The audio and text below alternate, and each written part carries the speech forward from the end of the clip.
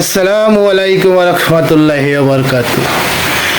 Hello ছাত্র ভাইরা, আপনাদেরকে জানাচ্ছি আপনারা যে কোনো দুর্যোগ ও যে কোনো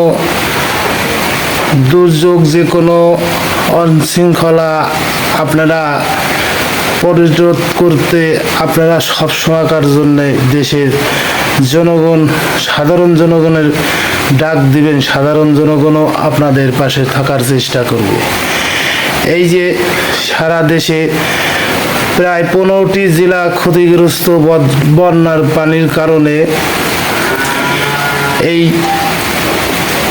15টা জেলার মানুষ যে ক্ষতিগ্রস্ত হয়েছে, সারা দেশের মানুষ সবাই চেষ্টা করতেছে যে যার যার দিক থেকে চেষ্টা করতেছে যে এই বন্যা দুর্গত এলাকার মানুষের পাশে দাঁড়ানোর জন্য যে যেভাবেই পারুক চেষ্টা করতেছে। আর সেই ফাঁকে আইস দেখেন আনসার সদস্যরা ওরা জেনে বুঝে যে সেনাবাহিনী, পুলিশ বাহিনী, ছাত্ররা, সাধারণ মানুষজন তারা সবাই সেই বন্যা দুর্গত এলাকায় যাবে। এই সুযোগে আমরা এই কাজটা করব।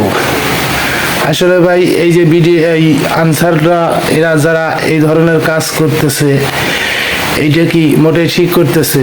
এদেরকে বাড়ি, এদেরকে ফ্যামিলি নাই, এদের কি সংসার নাই?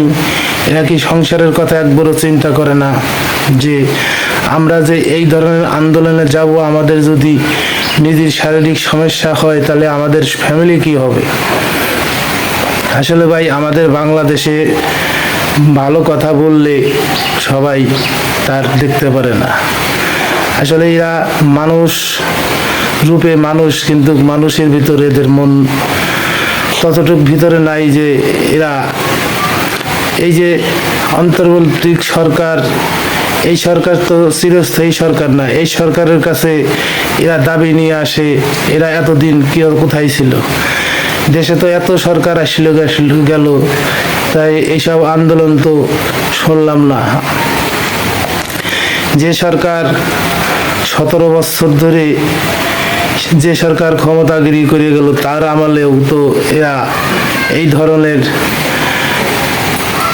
সমস্যা সমাধানের জন্য তারা আন্দোলন করলো না। তারা এই মুহূর্তে এসে আন্দোলন করলো, তার কতটুকু যুক্তি, কতটুকু বাস্তব আমি জানি না। কিন্তু আমার একটা অনুরোধ, এই ধরনের যারা কাজ করবেন, এই ধরনের যারা কাজ করবে তাদের আপনারা ছাত্র সমাজ যারা আপনারা আছেন তাদেরকে প্রতিরোধ করার